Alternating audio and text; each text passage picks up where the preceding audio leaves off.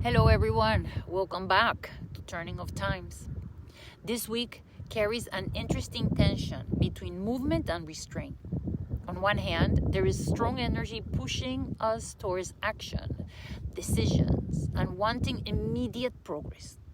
On the other hand, this week's Torah portion, Behar-Bechukotai, reminds us that sustainable growth requires rhythm, discipline, and knowing when not to force what is not ready. And that tension might feel very personal this week. We begin on May 3rd with Mercury entering Taurus. Mercury governs the mind, communication, information processing, and decision making. While Mercury was in Aries, thoughts might have felt quicker, more impulsive, and perhaps more reactive. Mercury entering Taurus slows the mental pace down. This transit asks us to think more practically, to become more deliberate, to stop reacting to every piece of information that enters our field. Taurus reminds us that not every decision needs to happen immediately. Not every conversation requires an instant response. Not every idea needs immediate execution. Sometimes clarity comes when the nervous system slows down enough to actually hear what matters. Then, on May 5th, we experience the most intense transit of the week. Mars in Aries squaring Jupiter in Cancer. Mars in Aries is incredibly strong here. It wants movement, action, victory, momentum. It wants things now. Jupiter expands whatever it touches. And in Cancer, emotions, family matters, personal security, and internal vulnerabilities may feel amplified. This can create a tendency towards emotional overreaction.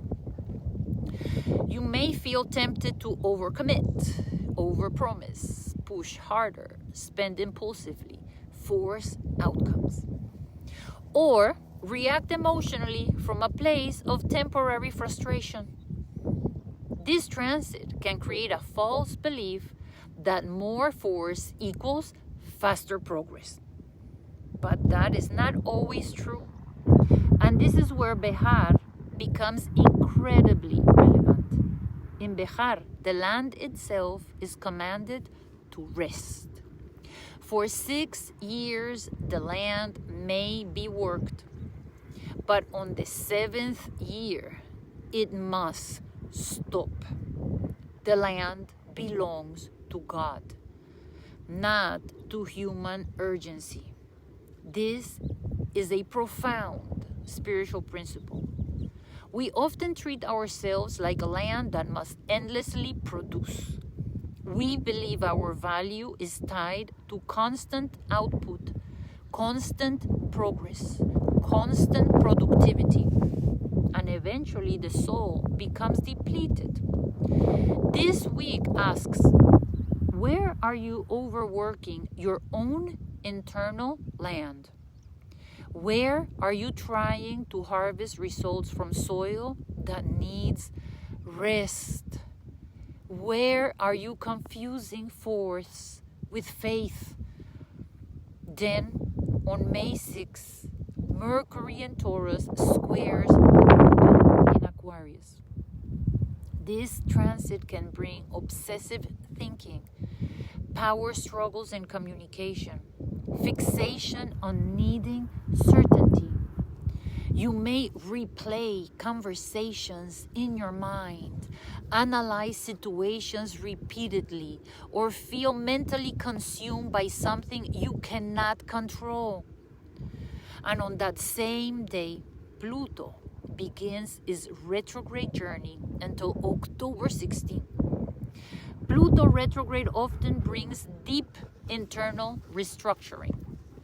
They ask us to examine hidden motivations, power dynamics, control mechanism and the places where fear might be quietly driving our decisions. This transit asks us to become very honest. Are you making decisions from grounded wisdom or from fear of uncertainty? And this brings us into Bechukotai. Bechukotai speaks very directly about the consequences of alignment and misalignment. Fudge, bang! Come. Sorry. When we align with divine rhythm, there is stability. When we repeatedly ignore that rhythm, eventually consequences emerge. This is not punishment. This is simply cause and effect. And many times, burnout is not caused by working hard. It is caused by refusing rhythm, refusing rest, refusing boundaries, refusing trust. This week invites a different form of strength. Not passive waiting, but disciplined restraint, internal action, knowing when to move and knowing when to pause. For some of you, this might be a week to act boldly. For others, this might be a week to stop forcing a timeline that is creating unnecessary suffering. Discernment is the real lesson. Ask yourself this week, where am I trying to control timing? Where am I overextending myself emotionally? Where am I exhausting my own inner land?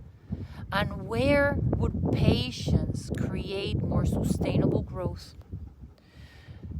Our affirmation for this week would be, I trust sacred timing. I act with discipline, and I do not force what is not ready. Thank you so much for being here. If this message resonates, feel free to like, subscribe, and share this video with someone who might need it. And we will see you next week for another turning of time.